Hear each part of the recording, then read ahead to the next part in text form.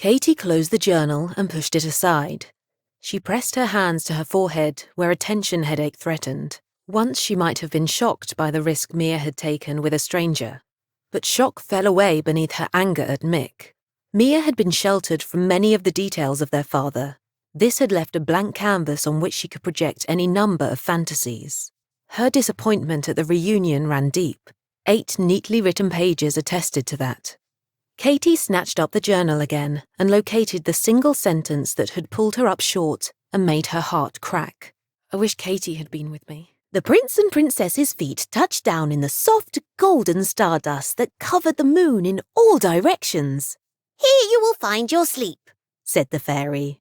"Our sleep?" wondered the children. "Oh, yes," said the fairy. "There is no place better than the moon for finding sleep."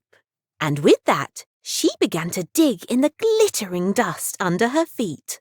After no more than a minute, she bent down and with great effort, for she was not a large fairy, and to the great astonishment of the prince and princess, the fairy pulled up. "Asleep," said the fairy. The sleep lay quite still in the fairy's hands, for it was fast asleep and quite aptly named.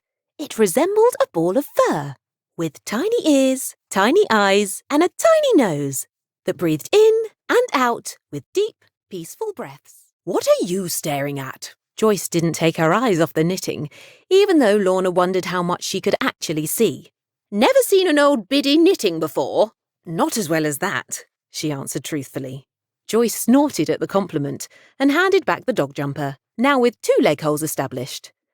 "You do the other 2 and bring them back with you next time," she said with a beady look over the top of her darkened glasses.